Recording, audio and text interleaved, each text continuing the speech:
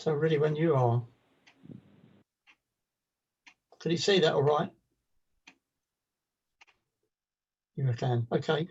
Good evening, Coventry. Thanks very much. Nice to come along with you. Just a quick word about me, G3ZPS. If you work a younger G3 than me, you'll be very lucky. There aren't that many G3s younger than me.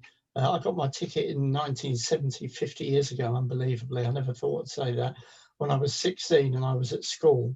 So while there'll be G3s who had their license when they were younger than 16.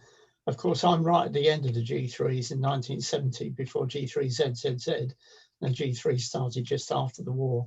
And when I was at school, I thought, I want a G3 call if I want this ham radio lark, and I rushed to get it. So you can do the maths, 16 and 50 years ago. I have worked a few, but it's probably less than 10, and I've probably only worked 5. I was trained by the government as an electronics engineer from 1970, and I joined the Met Police in 1983 as an engineer. And some of the clever things I've just covered near the end got me a fellowship of the IE, which is the IET now. So before we start, just a quick confession, really, embarrassing confession, really. In around about 1978, might have been 1977, this man, yeah, that is me. And if any of you play the guitar, you might recognize that's a Gibson Les Paul, which I had in 1973, and is about 5 feet away from me now. I still own it and I still play it. Was stopped in this car, and that was my car in 1978, the GT6 Mark III. And I was stopped using one of these, an FT227, by one of these gentlemen. And I can't remember exactly why they stopped me. Probably I was holding the microphone, and maybe they thought I was a CBer. And they said, "What are you doing, lad?" And I said, I'm talking on the radio." And they said, "Are you a CBer?" And I went, "No, I'm a radio ham, and it's legal, and here's my license in the dash." And they said, "Wow, where are you talking to?" Now, I was in Southeast London, and I was talking to somebody in North London, and I told them, and they went, "My God, we can't even speak to somebody just down the road in Bromley," which is near where we were, where I was stopped. And little did I know the impact that would have, that I would have on them a few years later. But they were staggered that ham radio VHF 2 meters worked so well. So this public safety comms lark, where did it all start up? You have to indulge me a little bit, a bit of history and a bit of humorous. We don't all be heavyweight technical black boxes and stuff, do we? So where did it all start? Well, really pretty much probably from almost caveman times, when humans, good old Homo sapiens, got a bit compassionate about their fellow humans or cavemen. The most basic human emotion is when you shout for help, somebody will come and help you. You fall down and shout and somebody will come. So pretty much it's one of the most basic human emotions, that somebody will come when you need them. So before electricity, and this is just a bit of humor really, how did you get it? You know, if you wanted help, how did you get it? Well, you could run and get help. This is Pheidippides, the original marathon man.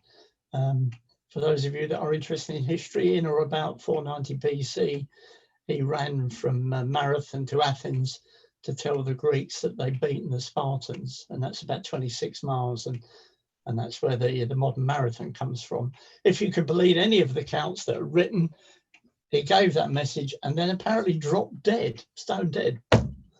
The reason for this may be, although you could believe your history, is that a few days or weeks before, he'd run a much longer to try and get help from the Spartans, and he'd ran 150, 180 miles, possibly there and back, which has become known in modern times. Modern athletes call that the ultra marathon, and perhaps that's why he dropped dead when he ran to Athens. Of course, you can always get on your horse and ride if you want to get help. this is an interesting one, the drums of Africa. When the Europeans arrived in Africa, sadly not for the best of altruistic reasons, they were somewhat surprised to find that as they moved around the continent, around the coast, news of their arrival had gone ahead of them, and the studies were done in the 19th century, looking at these drums from sort of Nigeria, the Yoruba people, and discovered that they were sending whole phrases, not in a syntax that we would recognise as English, but phrases that they could understand, which would pass on quite complex messages, and probably up to a speed of about 100 miles an hour, which was faster than a horse or anybody could move through parts of Africa. And it's pretty certain that Stanley, who found Livingstone in 1871, his movements were certainly passed around through the use of the old talking drums. Of course, you'd always like your beacon, and we all know the famous some of the famous stories about beacons, as long as it's not foggy. And what else could you do? Well, you could from about although the shutter sort of telegraph goes back thousands of years, perhaps even to Roman times, the optical telegraph, the first really big network for passing information across a country was in France by a couple of guys called the Chap brothers, and they were able to put together a large swinging arm optical telegraph system with 500 stations, and apparently it could traverse the whole of the country in an hour or a very low number of hours, maybe an hour or less. And Napoleon, certainly when he was rampaging around 1800, 1814, 15, did see its value and did use it. I've called it the internet. Apparently there was some early cases of not hacking, but being able to hide some messages if you could bribe the telegraph operator where you wanted to start your message, and bribe the operator at the other end, say for the commodity pricing of some goods. You could hide messages in the code and go through to the informant at the other end. So I guess that's like early hacking or identity theft or something like that. Although we played with the telegraph, this chap with a great name that I really love, Admiral Sir Holmes Riggs Popham, came up with a better idea of the flag telegraph that we all probably remember from the Scouts and Guides and the Navy, and it's still taught apparently in some navies around the world. There was a complete shutter telegraph chain down here in the southeast from the Admiralty in London all the way down to Portsmouth, where obviously all the ships were the Navy was based. Now this is Speckled Jim. A lot of these talks where I get feedback from the audience, which is hard to hear, I ask people who they thought Speckled Jim, the carrier pigeon, was, and I was a bit upset over the years because I've got a lot of blank looks about Speckled Jim, but Speckled Jim is the carrier pigeon out of Blackadder that Blackadder shot and then ate. The old carrier pigeon, when I was researching some of this stuff, I was surprised to find out, although I knew that they'd been used in World War I, 250,000 of them were used in World War II, and wireless didn't stop their use at all. The French apparently still keep a sort of reserve, military reserve carrier pigeon unit. The Swiss certainly didn't disband theirs until 1996. But my favourite carrier pigeon story is that a South African company called Telkom, I think it was in about the year 2000. I think it was ended up being a question on QI, I think it was on, They got so fed up with the South African internet speed, this company had 2 sites. One was manufacturing and one was an office, and they wanted to send files between the 2 sites. I can't remember how far apart they were, 10 or 20 kilometers. And you probably almost know the outcome of the story from me talking about it if you haven't heard it. They put a 4 gigabyte SD card on a carrier pigeon and trained it to go between the 2 sites. At the same time, when they finally did the test, they hit send on the internet and released the pigeon. The pigeon arrived at the second site with the 4 gig card, and they plugged the 4 gig card into their computers at the site. And the download across the internet, I think it was about 10%. So this got into the press. Whether it had the desired effect to speed up the South African internet, I don't know. There were another couple of nutters in Scandinavia who invented a protocol called IP over avian by releasing carrier pigeons between 2 sites. So you've got to love those Scandinavians, haven't you? Right, I'm going to talk mainly about the police coming up. It's the emergency service that I most work with, and the sort of first responder out of all the emergency services. So if I miss out anything on the fire and ambulance, then I'm sorry about that. And there is some Met Police specific bits at the end, so you'll have to indulge me. I'll try and not dwell on them too long. So just a bit of history about policing in the UK.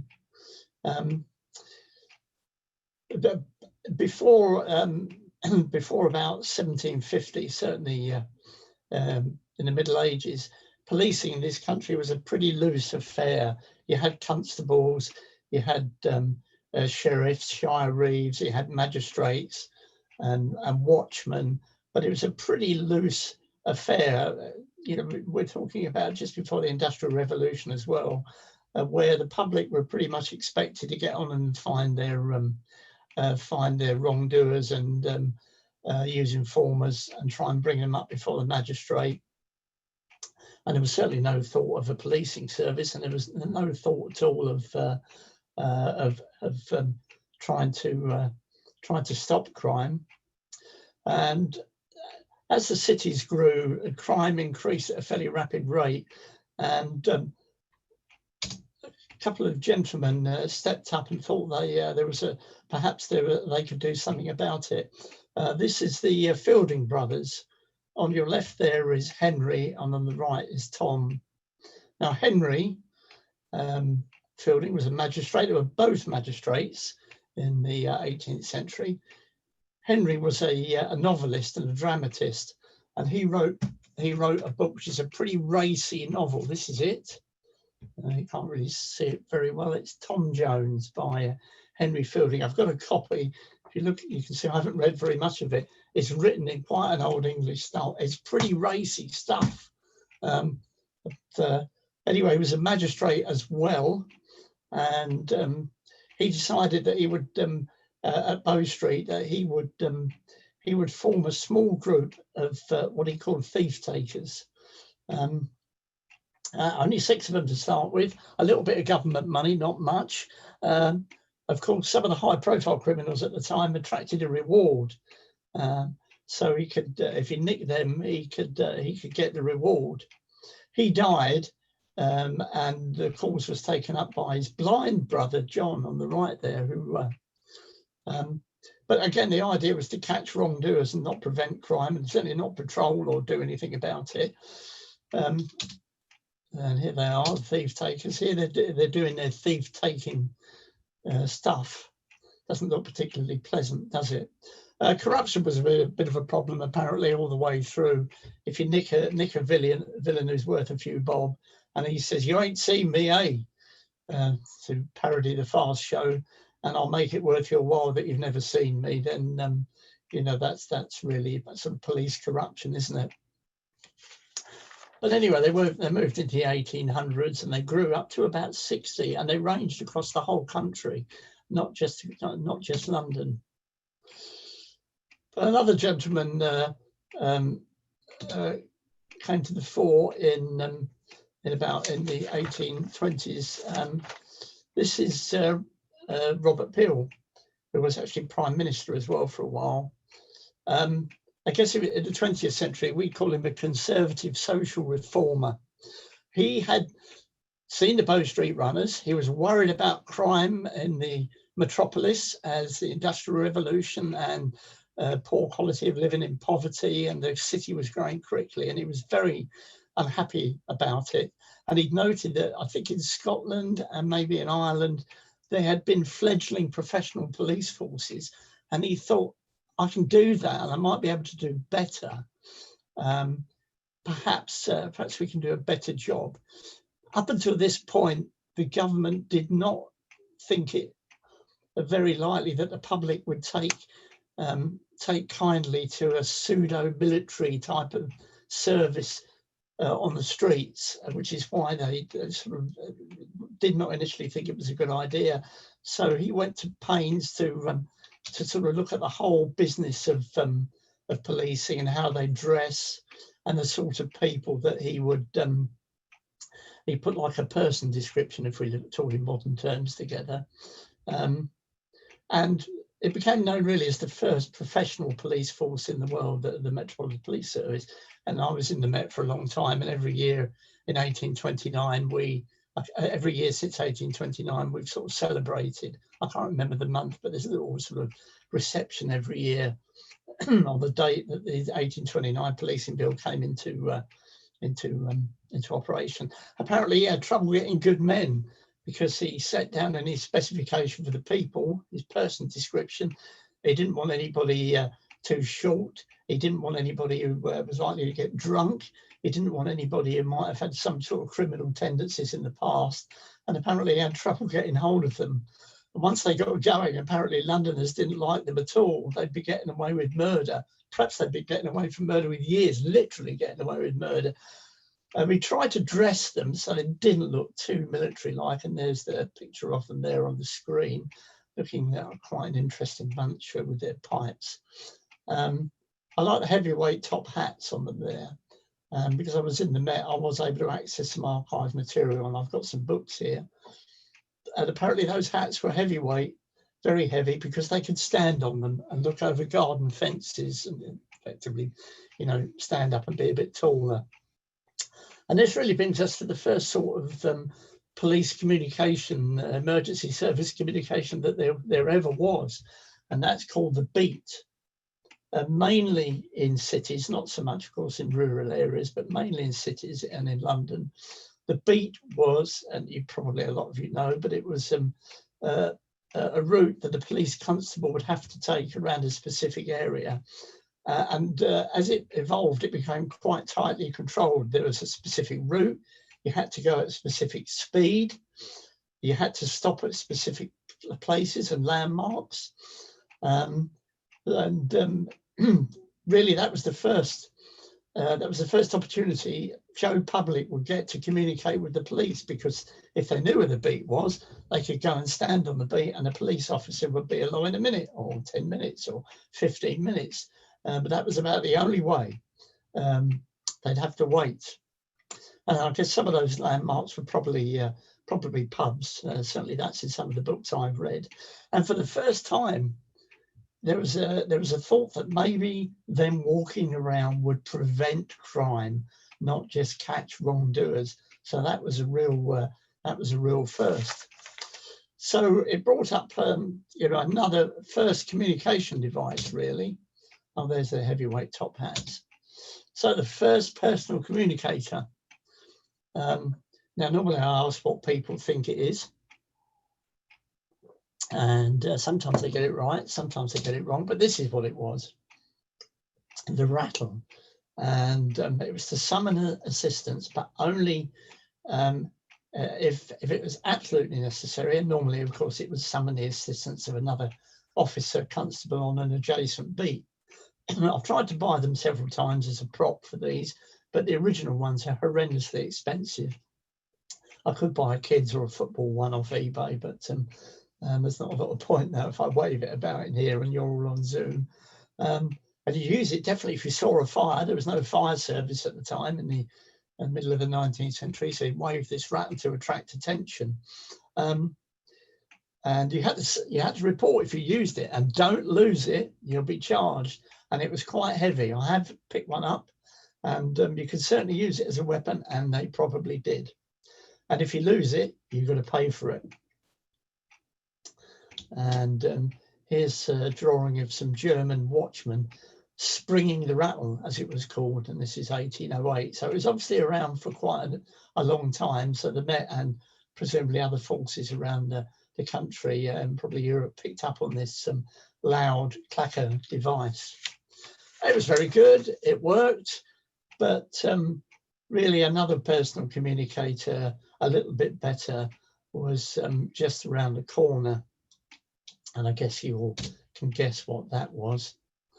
But before this new communication device was going to be used, the Met wanted to know how far it would work, and it was the whistle. So they commissioned a survey. I don't know where they did it, but I think it might have been in North London. But I guess you can imagine that in that period, 1880, 83, London, it was probably pretty quiet. There was no traffic or anything. And they discovered that it could be heard over 1,000 yards away. It's like 3/4, 2/3 of a mile, whereas the rattle, 700 yards. Impressive though, isn't it? You can hear that clacker thing for 700 yards in a quiet location. Now, I'm sure a lot of you don't remember Dixon of Dock Green. You're all far too young, which was a 50s TV TV serial with Dixon of Dock Green. And the whistle was quite prominent in that television series, Evening All. Now, when I'm in a room with people, I have one here. This is an original one, like the ones in the pictures, from the City of London, and it came from my grandmother's estate. My grandmother and grandfather had a pub in Fleet Street in London, which is where a lot of papers were. The press was located, and I found a few bits of police memorabilia in her belongings. So obviously my granddad was in with the local City of London police, which is different to the Met Police. And I normally demonstrate this whistle by blowing it, because the emergency call is 3 short blasts on this whistle. But I can't see if some of you are wearing your expensive Heil headsets, and if I do that, you might not forgive me. You have to take the headset off because it's so damn loud, and it is loud, of course. That's what it was for.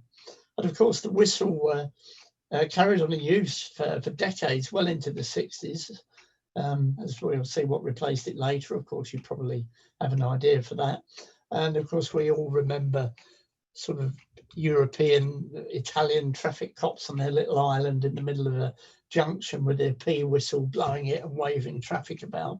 It became a ceremonial item, certainly in the Met and maybe other forces, where it was on a chain. So iconic is probably the word for the whistle. But soon electricity came along, and the first sort of electrically related system that started to impact on the emergency services was the telegraph. And these guys were preeminent. I normally again ask people who they think these two gentlemen are. It's Wheatstone and Cook in 1837. Now, in common with just about every technology we cover here, who invented it is open to, there's a whole range of claims. They weren't the first people to come up with the telegraph system. There were working telegraphs invented as early as 1816 in the London area by a man called Francis Ronalds. And he showed it to the military, and they said, no, we've got the semaphore, we don't need it. And he probably had unreliable wires and didn't have a proper signalling system. But Wheatstone and Cook, they came up with the first working commercial telegraph system. Now, there's a little Union Jack up in the right-hand corner, and that's because it was here in the UK. Of course, Samuel Morse had a different idea, something some of us know and love, me included. He came up with Morse code, but we stuck with the telegraph. although the EU Europe mostly went to Morse, and we stuck with the telegraph. Good thing about the telegraph is you didn't need to train anybody to use it. How many needles would you like? Gradually the number changed over time. This is a 4-needle telegraph. You will note that all the letters of the alphabet, not all the letters of the alphabet are there. There are some letters missing. Remember that for the next slide. So a needle telegraph, and some of the signalling early on was pretty crude, so you had wire everywhere, but it caught on, but it didn't really impact on much. On the railways were the first adopters, I guess. We we know that, we recognise that, and I do vaguely remember as a kid all the wiring down the edges of railway tracks. But there was an incident in London which actually brought the telegraph to the attention of the emergency services, or the police as it was. That was the only real emergency services.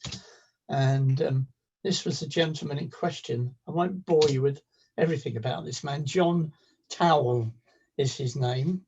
And he was a bit of a career criminal, and he'd been deported to Australia. His fate could have been worse, but he was a Quaker, and he was transported to Australia for forgery. But he came back to the UK in 1838 and settled in Slough. But unfortunately, his wife died. Ah, terrible, awful.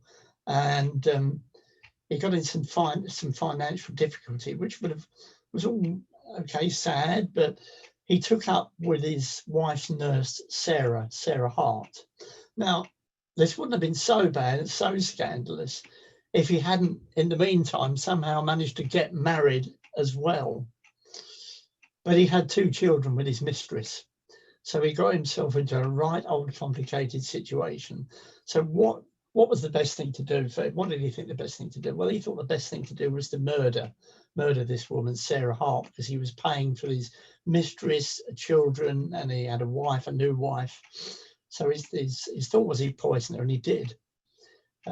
He poisoned her with prussic acid. And as he'd been a chemist in Australia, he knew a thing or two about acid. But he went round to have a drink with her in her house, terrace house probably. But in her death throes, she made rather a lot of noise, and the neighbours got suspicious and came out to find out what all the commotion was, to see him running out and running to Slough railway station. Now, he may have been followed by a constable, or he may have been followed by a vicar. I'm not absolutely sure, a reverend. But anyway, he went to the railway station and got on a train. And he got on a train to London at the railway station. And whoever ran to the railway station alerted the railway station ticket office that they thought this guy was a criminal, had committed some terrible deed, and he got on a train. So the railway telegraph operator telegraphed London, Paddington railway station. That's Slough. I'm sure it doesn't look like that now. They telegraphed them with this message. And that's actually the message. You can see it in the Science Museum in London. You will see that the Q and the U are probably missing from the needle telegraph, and it says Quacker to the Quaker. And I think it's a misprint. I'm sure should have just been committed. Maybe the J was missing as well. I can't see it anywhere else in the message. Anyway, they telegraphed ahead, and at Paddington, a police officer was alerted by the Paddington station staff, and they followed him. And apparently he got on an omnibus, which had been a horse-drawn omnibus, and gave the policeman following him 6pence because he thought it was a ticket inspector, not realising that he was being followed. Okay, cut a long story short, they followed him for a bit, pretty sure who he was, arrested him 2 days later, and it went to court. And of course, he suffered capital punishment, and he was hanged in 1845.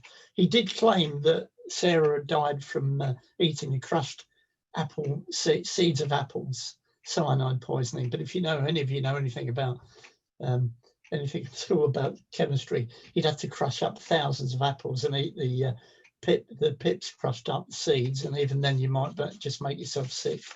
But anyway, the police took notice that this telegraph thing actually worked, and wanted to install it between their stations. Certainly in London, they thought, well, we can install it and pass messages.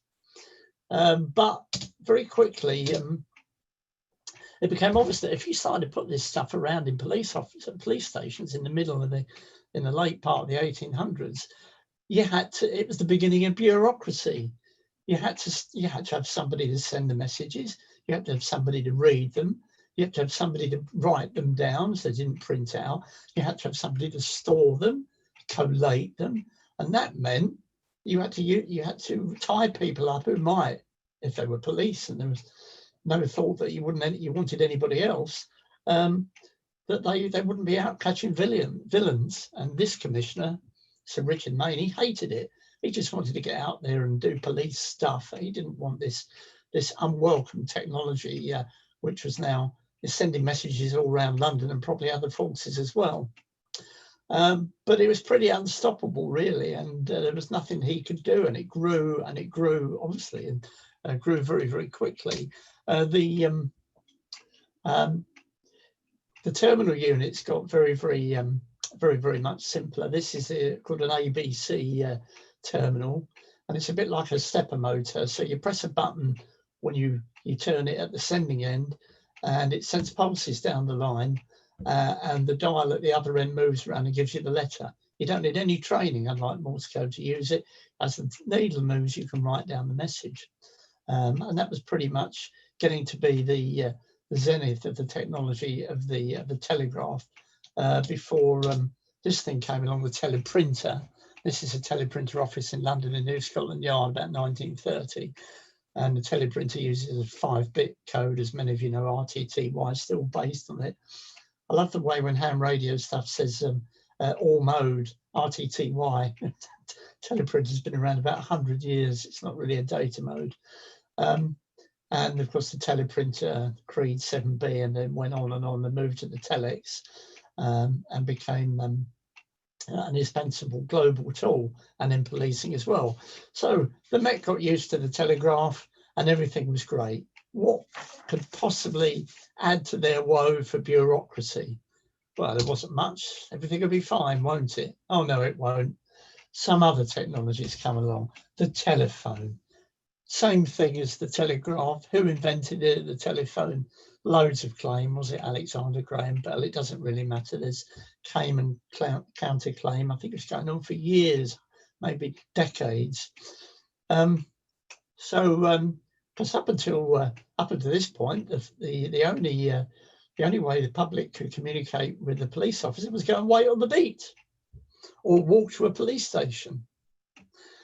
But now, whoa, the Met was starting to get a bit worried. In my books around the Met, 1880, Superintendent Foynet of B Division, the telephone is not suitable for the police. And an anonymous sergeant in a book I have here said, if this sort of thing goes on, we'll have the public ringing this up directly. There was no thought at the beginning of the 20th century, certainly in the Met, that you would want the public phoning up the police. The whole thing was just an anathema. What on earth would you want that for? It would just clog up policing. People would phone up with any old thing, cats up trees, pranks, and there's no need for it. Absolutely no need whatsoever. However, around the country, other police forces were starting to put tie lines in from call boxes and locations that the public could go to, and for the police. The Met resisted, and the Daily Mail, isn't it always the Daily Mail, started a thing in 1898 called the Telephone Crusades, which were for the public to be able to phone up their local police service. Well, I guess we don't realise there wasn't a GPO until I think just after the First World War. So up until that point, there was more than one around the country. There were more than one telephone operator, and they had this separate wiring. What a bloody mess it would have looked like. I have seen some drawings and pictures. The wiring, the overhead wiring, looks just staggering. In London, there was the NTC, the National Telephone Company, and the Post Office. which did become dominant by World War I as the GPO. And eventually the Met and others caved in. There weren't that many public telephones at the time, so I guess they thought it was acceptable.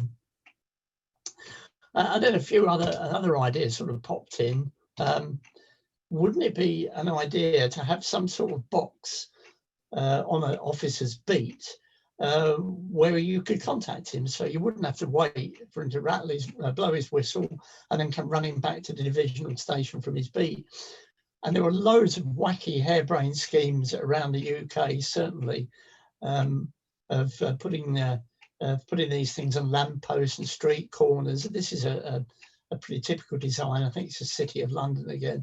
And the idea being that as a police officer walks around his beat, maybe there'd be one or two of these on his beat, tucked away. And if the light on the top was flashing, it was really open the door at the bottom and there's a telephone in there, not the public. Oh, no. Again, public, dangerous if they start, using it. He opens it up and he gets connected to a divisional station, and he can either put a report in if he wants to, or if it's flashing, he can pick up the phone and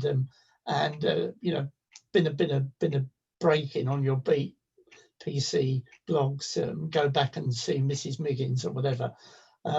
And these got very, very large networks of these around the UK and some of the big cities, Manchester, Birmingham. But apparently they got to quite large networks of these police boxes. Another idea took root, our flashing light reporting, especially in London, which was, wouldn't it be an idea if the public could actually call the police because they haven't got a phone in their house? Some did, of course. They could actually call the police. They could walk to this box and call the police. And that's a police box that became ubiquitous down here in London and something similar around the country. So inside, it's like a mini police station, and it's got all the accoutrements that an officer needs if he apprehends somebody or wants to make a private call or take notes out of the public's gaze. But outside is a box without a key that's free for public use. I love this. Officers and cars will respond to all calls. Officers, advice and assistance obtainable immediately. Wow, immediately. That's damn quick, isn't it? Immediately. I call it the Doctor Who telephone design. And from the 30s, still into the 60s, these things were knocking around in London. It did spawn one of the most famous numbers, which I became very closely acquainted with. Oh, there we go, Joe Public Access. Oh, that's New Scotland Yard in the early part of the 20th century. The New Scotland Yard I worked in Victoria Street in London was pulled down about 5 years ago, just after I retired. And New Scotland Yard is not actually very far from where that building now. Now it's a different New Scotland Yard. And it spawned this pretty famous number, Whitehall 1212. Again, if you watch those cop shows and cop films from the 50s with the old Riley police cars zooming around with a bell going, and you'll see the operators often 1212 mentioned in the films, and it became a Whitehall 1212 became like a global, like a number known around the world. And when I joined the Met in 1983, you could phone 230-1212 and ask to speak to me, and that made me smile, really. And if you knew my extension number, you could dial it all directly. So I had an extension off the Whitehall 1212 or 230 as it became, 0171 or 071230. So, but it wasn't an emergency number. It was a number that you could call if you wanted to call the police. So something happened in 1935 that sort of awoke the public's attention to the telephone and how it was used in policing. And this was it. It was a fire in Wimpole Street in London. So many tried to call the police, which would then go on to the fire brigade, that the whole system became blocked, and the message of this terrible fire never actually got through until it was too late, because the local exchange that connected to Whitehall 1212 became blocked. So all the people around this fire tried to dial at the same time, and the exchange locked up. This was a bit of a public outcry, and you can see here 5 people died. By the time the brigade arrived, it was too late. And the government home department set to talk with a GPO about what they could do. And the idea of the 999 service was born. There was a thought that it could be 111. The problem with the 111 is that faults on the old line could trigger it. And they wanted 3 numbers the same because they figured that was easy. I think the main reason it came into being is that telephone call boxes with push buttons, old mechanical call boxes that none of you will remember, where 9 effectively was the connection to the operator, could easily be modified so you could run to a call box and call 999. And there it is. And in its first week, that's the number of calls it took. The number of calls escalated very, very quickly from that low number up until 1986, when it really started to rocket. And I guess without asking you, as I normally do, my audience, you know why that would be. Of course, it's the mobile phone. The mobile phone absolutely rocketed, accelerated the number of 999 calls. Early on, from 1986, when mobile phones looked a bit like that, it did get smaller quickly. The trouble was that people, could call 999 by accident. And of course, early on in those days, nobody knew where the phone was, unlike a fixed line where you could trace it to a property immediately. And the second sort of problem that I started to come up against in the Met was that people would phone with like a traffic accident and they didn't know where they were. So they'd say, I'm on the A28 and there's been an accident, and the operator would say, where are you? And they go, I don't know, I'm outside a pub. Okay, they could sort of get it from that. And then somebody else would call up and say, there's been an accident on the A28. And they say, where are you? And you say, I'm at the roundabout or something. So is it one accident or 2? So quickly, the mobile phone began to clog up the emergency services. Of course, these days, mobile phones have moved forward. We now can wait for a silent 999 call to be located by a thing called AML, Advanced Mobile Location. And this really, in the recent years, has improved the location accuracy of your phone, modern phones. If you dial 999, they'll, if they've got GPS, they'll turn it on. The cell operator, who will get the call first before it goes through to the emergency services, can tell the cell it's on. If it's got Wi-Fi, it can locate from that. So far, far better, and it's only going to get better in the next generation of mobile phones. Of course, these are all the numbers we've got now. If you try and find anything about 911, of course, you get Porsche cars. In America, the 911 service didn't roll out until the 60s. They really struggled with it, the complexities of having one number across the whole of the US.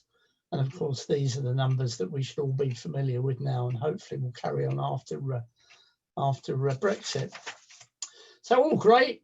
We've got the phone and the teleprinter, you know, all clogged up. All the public are calling, and we've got paperwork flying around, and nothing could come along and change that, could it? Oh dear, yes it can. The dawn of radio, police radio. The Met has certainly experimented with police radio. Marconi was dead keen. Obviously, it had been used in the First World War, and the Met had experimented. Here's the Derby and the Roaring Twenties traffic congestion. It was terrible, apparently, around Epsom down here in London, they experimented with these big wireless vehicles. Sometimes the early ones were only receive only, but they started to arrive at some conclusions which were a little bit annoying very, very quickly about this newfangled technology. One of them was as a result of the frequency that they were in. The Met in London in the 20s were in medium wave, and they had 2 frequencies, wavelengths. and there they are. You've got 2LO in the middle, and you've got the police on 265 meters and 730 meters. And they were using Morse code. And the reason they used Morse code really was this: AM was useless in a city, absolutely useless. There was no thought of suppression, lift motors, contactors, trolley bus, tram, motor cars, cars, all unsuppressed. The racket meant that AM with this basic kit was absolutely useless. So they certainly in London, they ended up using CW, but that became another problem. They couldn't seem to train older officers who were retired to use this bloody Morse code. And apparently the army and the military spotted the problem at some point in the 20s and said to the Met, there is a reason for this. And the reason is it's hard to train people over 25 to become fluent in the code, really, really fluent. Now, I know, you know, radio hams, a lot of us are older, we're using it, we're learning it, and when we're older, and you can do it, of course. I learned it when I was 16, so I guess I count as under 25, okay. But the military had to loan the Met some CW operators because they couldn't work this out. So this brought radio into the equation, and now you've sort of got command and control, you've got information, telephone, dispatch via radio. The whole thing's beginning to become a complete command and control system. The Met moved in the 30s, not very go-ahead, were we, to just outside top band, 2.2 megahertz. Well, what became top band? It wasn't really called top band 160 meters till after the war, Second World War. Oh, by the way, they liked to hide their radio operators. They didn't like criminals to know there was a radio operator in the car.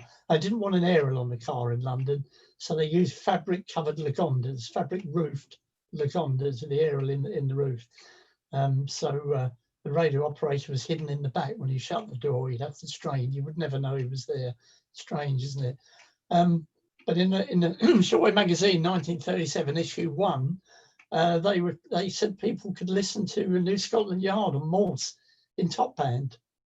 There we are. I'm amazed by that. So 2 megs, but not AM. I don't know if around the country they were using AM. Probably they were, if there was much going on around the country, police radio, but the Met were using Morse code in top band.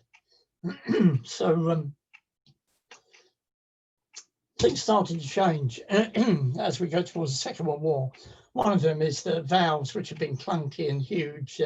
I love them myself, as you might imagine from my old radios, but they got small with new production techniques. They could actually work at VHF and UHF. They could be mass produced in their millions just after the war, the millions and millions, which is why if you go to a rally, some of them you'll still see them in the hundreds. And crystals became a thing as well. That's a forgotten radio chapter in history, better than a VFO. You know, you look at the military radios in the period 19 sets, all their VFOs, but crystals started to enable people to be on the same frequency. And yeah, that's the EF50, the valve that won the war, that went into all the radars. And then, of course, just after the end of the Second World War, this thing came into being, the transistor. This is the first one. I do ask some of my on some of my talks, if that was the first transistor, how many are there now?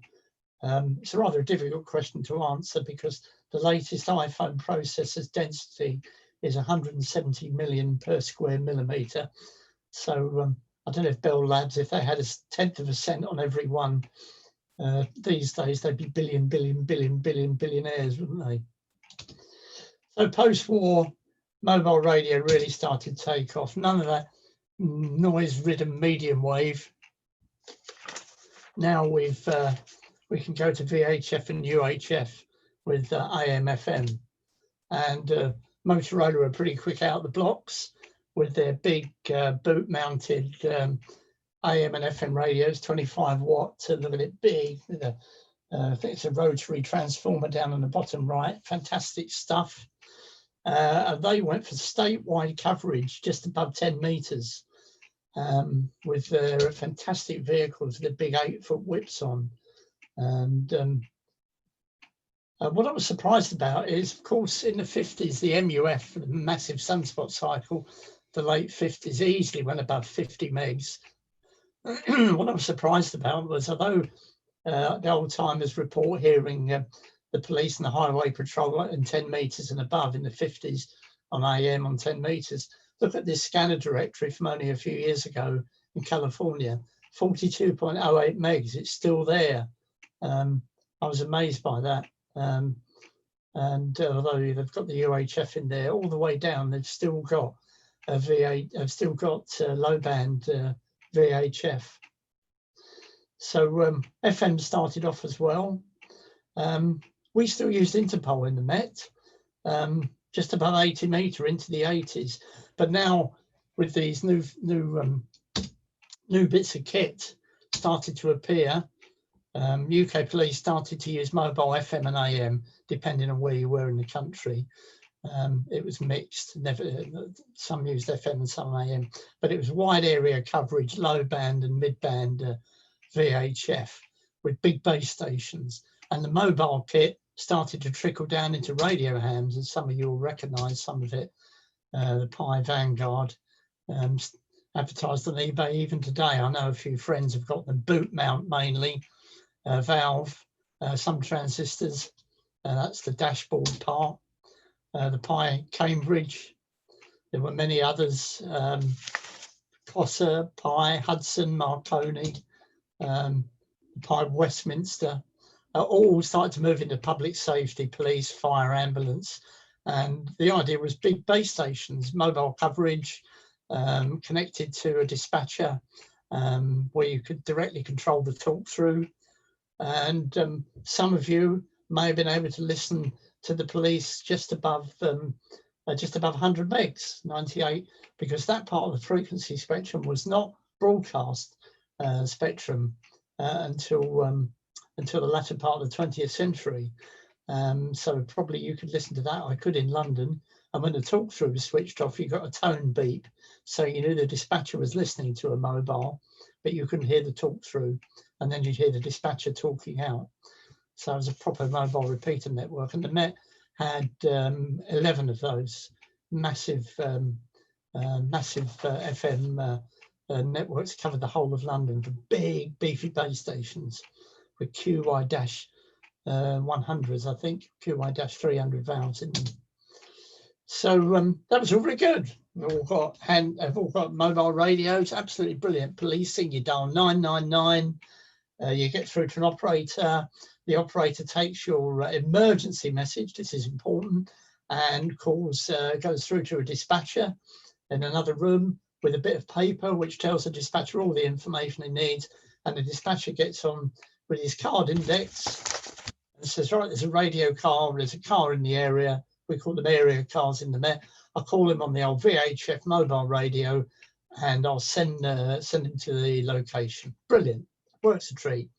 Except that there were now thousands and thousands, certainly in London and around the cities and in the country, of what became known as a Bobby on the beat. Not always walking anymore, but in a car like this, or on a bike, or sometimes on a moped even, but walking still, with no radio, none at all.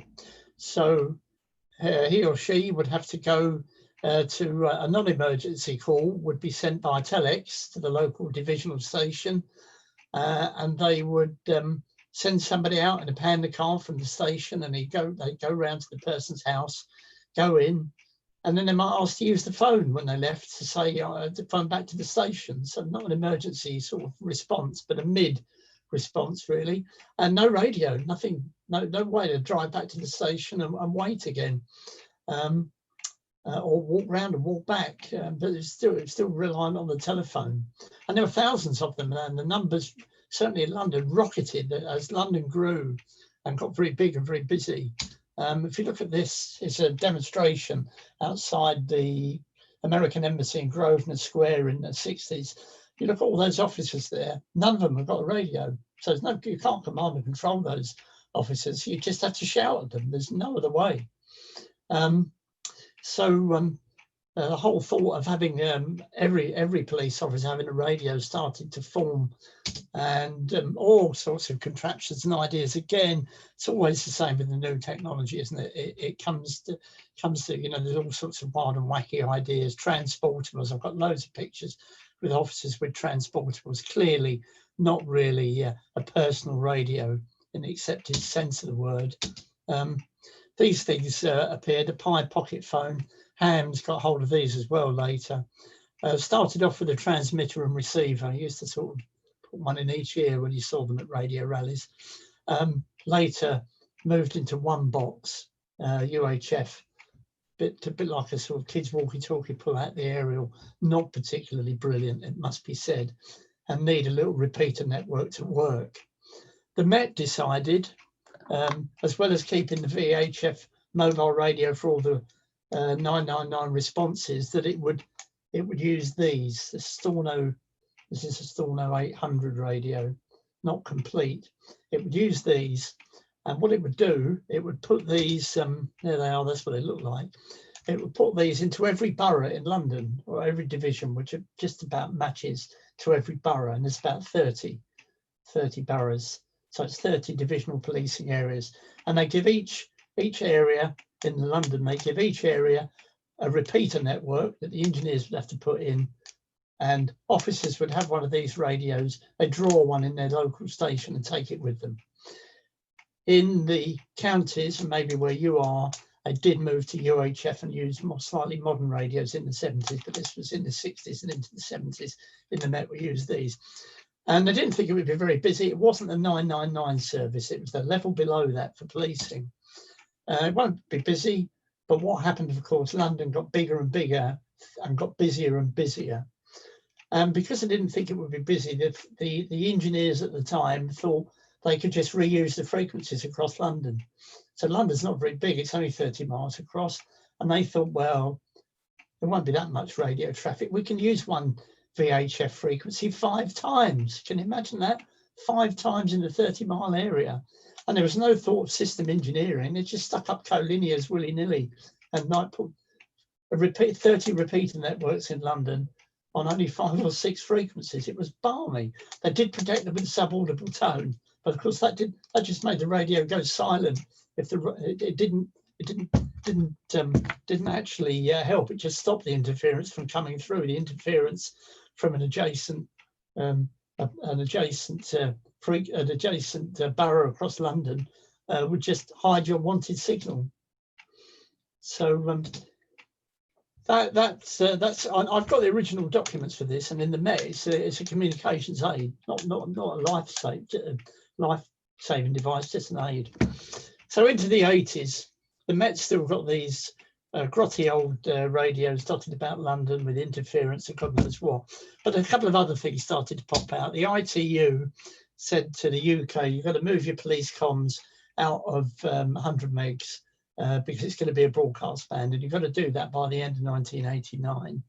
So now, when I joined the Met, we had to move all our 3,500 vehicle radios out of VHF. And we also took the opportunity to look at this dreadful interference situation where we had VHF radios, little repeater networks around London, all on the same frequency. 6 frequencies, 30 systems. It was appalling, absolutely dreadful. So I came into the picture and we decided that we were going to attack both of these networks pretty much head on. And so I'm just going to talk a little bit really about the Met, but the Met needed a big upgrade. There were defining moments in police communications that affected the whole country in the 80s and the 90s. This was the Hillsborough inquiry, Hillsborough tragedy, rather, Lord Justice Taylor led inquiry into this. I remember thinking at the time was an absolute national disgrace, and of course the legal ramifications have rumbled on to this day. And comms was heavily criticised. There was a very basic repeater in the ground. The officers had no more priority than the dispatcher in the control room. He didn't have a wireline connected dispatcher in the control room, just another radio.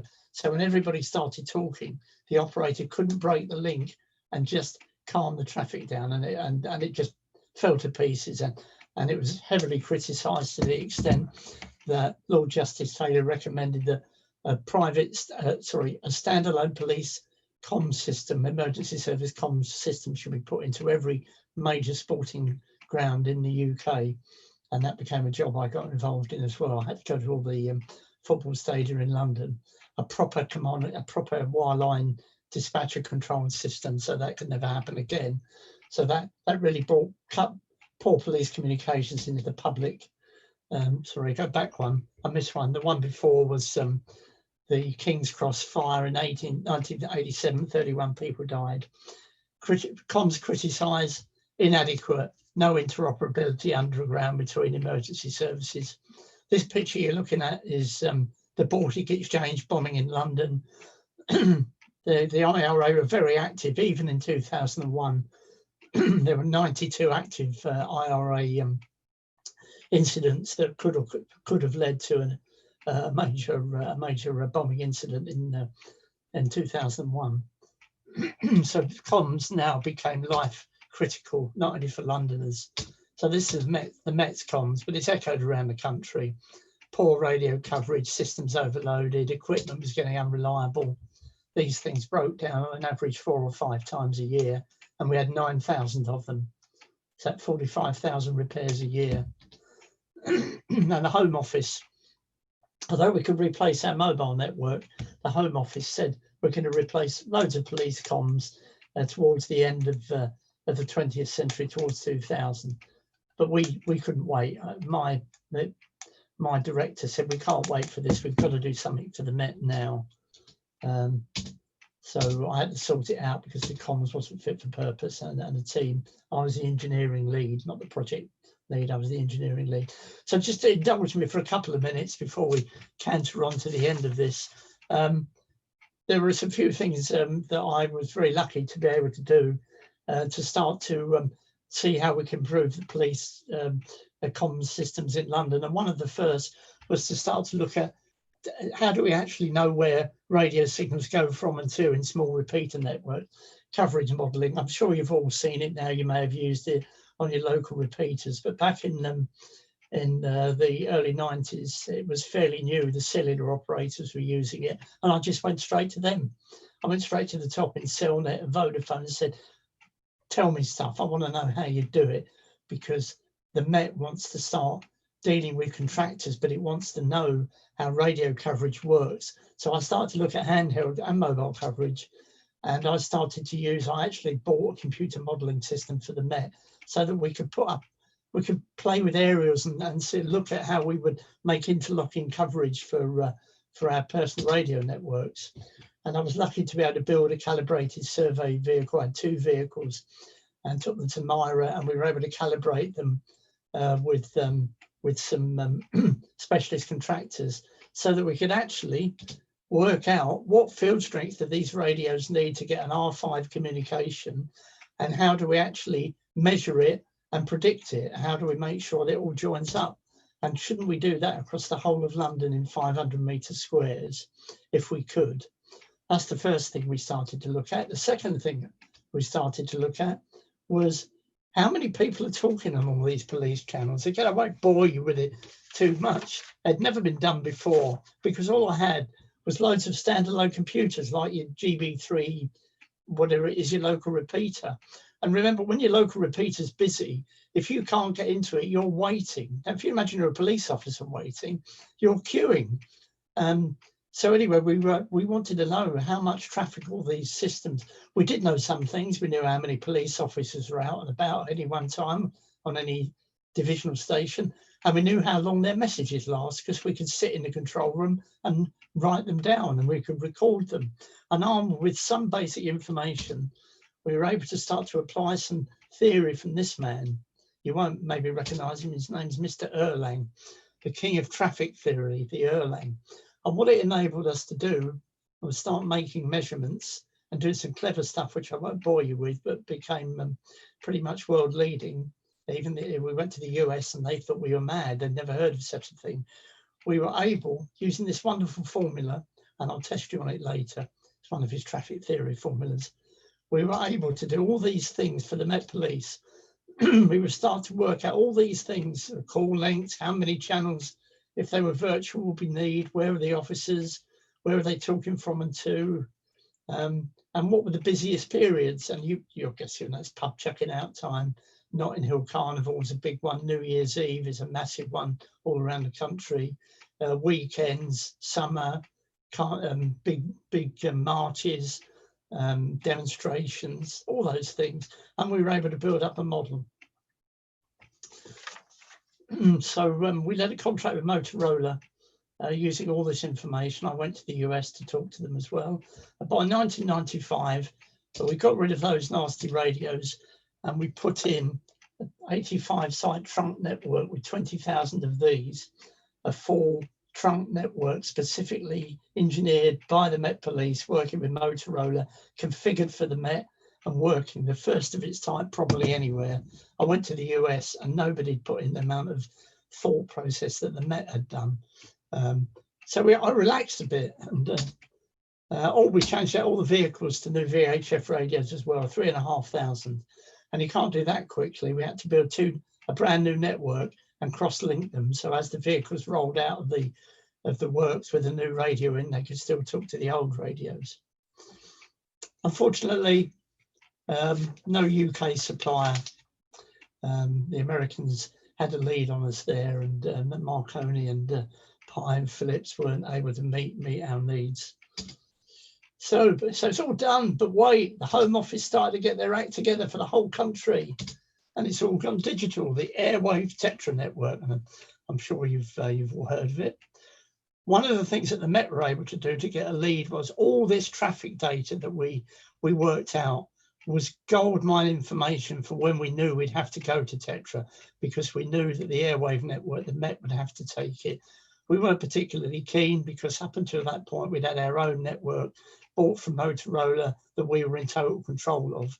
And of course, that wasn't going to happen when we moved to the Airwave Home Office network under the control of the Airwave company on a call-off contract. So we weren't that keen, but at least we had all this wonderful traffic data to inform the company what the Met was going to do. The Met's is over 20%, nearly a quarter of policing in the UK. So we were never going to get away with we'd have to use this. So I expect you know about it mostly. It's not really like any a DMR, a little bit maybe, and your Fusion and your D-Star. Actually, the Fire Brigade use a DMR. And the upper tiers of DMR actually start to look a bit like Tetra.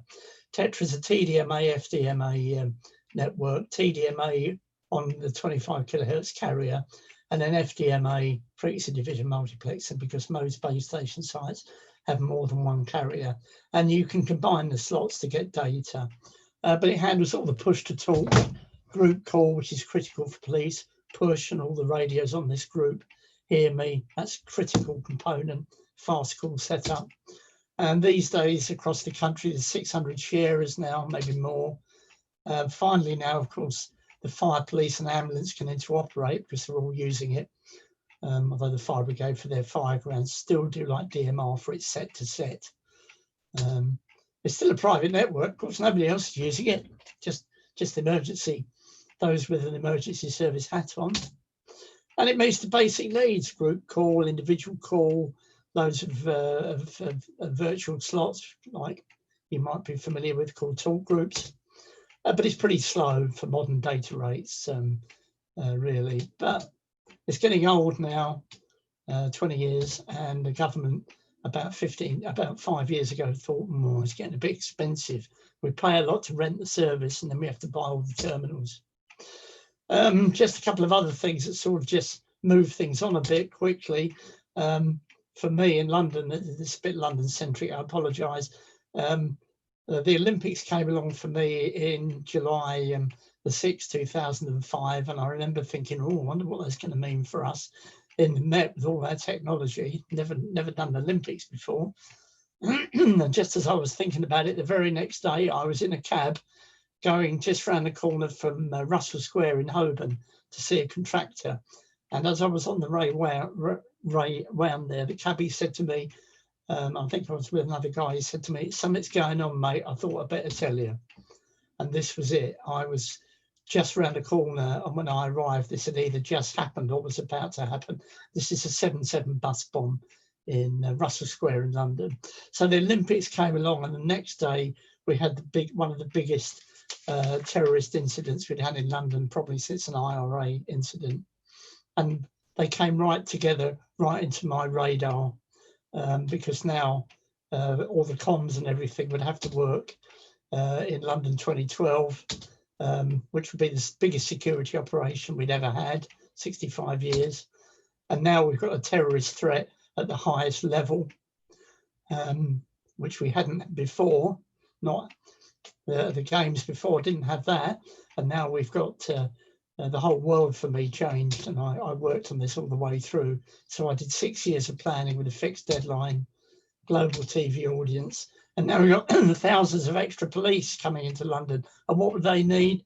They'd need Tetra radios. So we'd have to reprogram the radios, buy new radios. And the 20 venues in London, these were the London venues, all with specialist IT for policing, all with interoperability to other agencies, but all with in venue coverage for radio. And we didn't have enough officers to cover it all. Our officers for the artery at Lord's, where I went, were from Scotland. And of course, they'd never been to London, some of them, and had to be issue with the radio and batteries. We had to know how to charge them and take them back. We had to tell them what groups to use. They weren't in their normal home force. And of course, the temporary upgrades to the airwave system cost the Met, or it didn't cost the Met, it cost the government 30 million. And at the end of it, we said to Airwave, "Don't want it, guys, you can take it all back." They said, "No, keep it, pay a bit more." And the Met went, "No, Olympics over, you can take it all back. You can decommission those extra base stations if you want. We're not paying any more for it." Post 2000, just before we get to the last couple of slides, and I come in my 1 hour 15.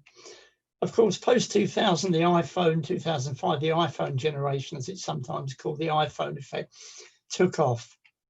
And now the whole world's changed. We've got a changing epoch almost of data. The world went data mad. And the public just, the whole persona of working with your emergency services changed, both for the police, fire and ambulance, and for Joe Public as well. For the public, they want to know what policing is doing. They want to report a crime on Twitter or SMS or send an email. For the police, we might be able to talk to the public and tell them about things in their borough on Twitter, which is now, of course, all pervading. Loads of police forces, and they send out Twitter messages. Loads of them have Facebook pages. For policing, of course, they now had people with cameras in their hands, movies that they could send. They could have a mobile data terminal if it was secure enough, and they could connect to police databases. They can even have one in their hand or one in their car. CCTV, certainly in London and around this country, we have it more surveillance than anywhere else in the world, I think. And it's becoming digital. And, the police got body-worn cameras. There's this massive explosion of data going in and out of the emergency services, which now and will continue to have quite a seismic effect on the way that policing works and the way it works with the public. And that continues right now, and it's still going on.